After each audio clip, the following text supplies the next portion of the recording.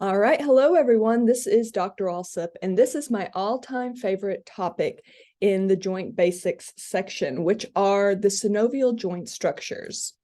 So we're going to talk about the 4 structures that are common to every single synovial joint.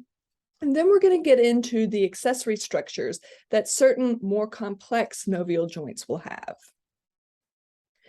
Okay, so as mentioned, there are going to be 4 structures common to synovial joints. And we're going to go into the capsule and synovial fluid and articular cartilage in a bit more detail in upcoming slides. But I did want to mention the synovial, sometimes you hear it referred to as articular or joint capsule, cavity. All right, so basically what this is the space that is present between the articulating bones. Remember, we don't want bones actually touching one another. And when we're talking about synovial joints, we actually have a bit of space in between the bones, which makes sense. If you think about it, synovial joints are going to be the most freely movable of joints. So having a little bit of space there helps to facilitate that. Now, I do want to mention in terms of this cartoonish image here, it's here kind of blown up to really show the structures.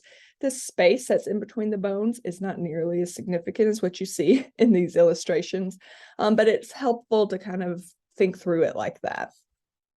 Okay, so that's the synovial or the articular cavity. Now let's talk about those other 3 structures in a bit more detail. And the first, the one we're going to talk about here or kind of hone in on in this particular slide is going to be the synovial capsule or the articular capsule. You can see that kind of highlighted here. Now, this is the structure that actually unites the articulating bone. So it is joining this bone to this bone, and it does so in almost like a sleeve-like fashion. If you think about putting on like, a sleeve over a joint that's kind of a little more painful, it's kind of enclosing it, but it's not connecting it, say like right here between these portions, because we have to have that space here. It's kind of coming around the sides. So this is the part of the synovial joint that's actually articulating or attaching the bones. There are 2 layers of the synovial or articular capsule. The outer layer is referred to as the fibrous capsule. Most of the time, anytime you have an outer layer of anything throughout the body, it's usually the portion that's going to play the biggest role in terms of protection. And so that's exactly what it does. This is going to be composed of dense, irregular connective tissue with higher concentrations of collagen associated with it. And very oftentimes, you will also have thickenings of additional collagen fibers, and these are actually capsular ligaments. All right, so ligaments are often very closely associated with the capsule. And then occasionally, sometimes these joints are going to be reinforced or sometimes even replaced if we're talking about, say, like the anterior knee by tendons. And recall, what are tendons again? Tendons connect muscle to bone. And so they can play a really important role in terms of the protection of the joint as well. Now, the inner or deeper layer of the synovial capsule is the synovial membrane. And this is the portion that's going to secrete synovial fluid. And we'll talk a bit more about synovial fluid in the next slide. But I do want to mention that occasionally in more complex joints, kind of the major example is the knee joint, you can actually have an accumulation of adipose tissue associated with this layer of the articular capsule. And these are referred to as articular fat pads. And these will be in joints where you have, say, a lot of stress in those certain joints, and this is just an added layer of cushion. So the knee joint's kind of the major example of that. Okay, so we have that synovial membrane. It's going to secrete synovial fluid. You've probably heard of synovial fluid before. If you ever think about doing a warm-up, it's to get that synovial fluid to the proper viscosity to allow for joints to move properly, as well as to kind of protect the structures within. And it's named based on its appearance. It's kind of like an uncooked egg white. That's where the ov means egg. So that's where it gets its name. And this is going to be located within that cavity, that articular cavity, except over the hyaline cartilage. even though it can supply nutrients to the articular cartilage. Remember back in our discussion regarding cartilage, cartilage is mostly avascular. So it's not having a very strong blood supply to this particular part of the cartilage, so it can get nutrients from the synovial fluid. Additionally, synovial fluid can contain phagocytic cells, so it can take away structures. But really, when we kind of get down to it, two of its major functions to absorb shock, and this is kind of the key here to help reduce friction within the joint. So you need that sliding to occur in this region. You don't want to have things kind of bumping up against one another really hard in certain joints, and synovial fluid is very important in terms of that. Some of the slipperiest stuff known to personhood. And then the last structure that is associated with all synovial joints is the articular cartilage. And you're going to have articular cartilage on the ends of long bone. And I know I've said this a million times, and I'll probably say it a million more. It's not the cartilage that's connecting the bone, okay? They're on the ends of the bone, but these ends of the bone should not really touch. Remember, what's actually articulating or joining the bones is the articular capsule.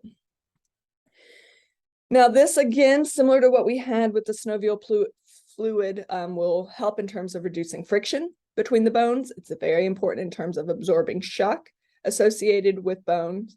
And as mentioned before, doesn't have a very strong vascular supply. So this is where that wear and tear occurs. We'll talk about osteoarthritis in another video in a bit more detail. But if you have damage to the articular cartilage, it doesn't heal very fast. Sometimes it doesn't heal at all. And that can cause wear and tear in a joint, and eventually could lead to a need for a replacement or just kind of pain in that general region, because if you don't have that cartilage there, and say you have kind of shocks to the bone, those bones could actually touch, and that can cause pain. All right, now let's talk about some structures that are what's referred to as accessory structures of a synovial joint. So not every synovial joint will have these following structures, but generally, sometimes you'll find them in the more complex joints, and those complex joints are the ones that we will happen to talk about in a bit more detail, as they often tend to be a bit more functionally or clinically relevant.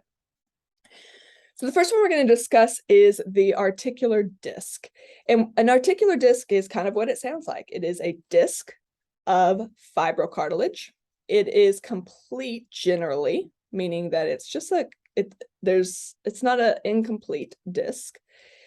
And so you can see this here in a close-up of the TMJ. The TMJ kind of is one of the major examples of having an articular disc. You have within the joint cavity that's been opened, you have your articular disc here. And then you can see you have space for that articular cavity on either side of the disc. It kind of serves to split that articular cavity into two within a joint capsule or an articular capsule. And this allows for different types of movements to be able to occur.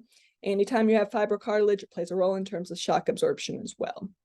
So we'll talk a bit more about articular discs, but kind of hone in on the fact that we're talking about fibrocartilage here. That's going to come up in a lot of these accessory structures like this one. So meniscus is very, very similar to an articular disc, but it is incomplete, meaning it's not completely circular. Now think about a meniscus. You've probably heard of meniscus before. What joint was it associated with? And hint, you can kind of see it right here. Yeah, so meniscus is going to be, you have two menisci associated with the knee. These are kind of the main areas where a meniscus is located. The knee is a super complex joint, so we'll talk about this a lot. It comes up over and over again. And so what this does is a few things. Similar, it's going to absorb shock, just like we talked about in terms of fibrocartilage. It can redistribute weight. If you think about, there's a lot of weight in the knee. Also, and this will come up in the next structure as well, it helps to kind of improve the fit of bone. So if you think about the tibia, and we'll talk about this a little bit more, the superior portion of the tibia is pretty flat. And then you have these fairly bulbous femoral condyles trying to fit in there, while these menisci allow for that to fit a little bit better. And this can help in terms of facilitation of combined movements. Similar to the meniscus and even the articular disc is the labrum or labra, if you're talking about more than one. And what this is again, fibrocartilage, a fibrocartilaginous lip that kind of helps to, it kind of helps in terms of being able to allow for a little bit of a better fit to a ball and socket joint. So there's two major ball and socket joints of the body. There's the shoulder and there's the hip. And particularly when we're talking about the shoulder, the socket portion, so here's the socket, here's the ball. The socket portion is relatively shallow. And then you have this pretty bulbous ball trying to fit into the socket. Well, the labrum allows for a slightly better fit there and a little bit of protection there. So kind of deepening that socket, allowing for a bit of protection. So again, these are all structures, these accessory structures that we're going to come back to when we talk about those specific joints. And one last thing I want to mention are bursa or bursae, if we're talking about more than one. So whereas those three accessory structures that we talked about a moment ago, the meniscus, the labrum, and the articular disc are found within a joint cavity, bursa is not. And these are basically like little mini sacs, very similar to the complex that we had with the articular capsule with a little bit of synovial fluid. Well, these are kind of found outside of the joint, but close to it. So you can have them between bone and bone, or tendon and bone, or skin and muscle. You can have them just basically in any area where you have increased friction. And again, these are lubricated, very similar to what we had with synovial fluid, and it helps to reduce friction. This is key here. And so you can see here, if we're looking at the side of a knee joint here, you have a bursa here, you have a bursa here, you have a bursa here. They're kind of all over the place, and particularly in those more complex joints.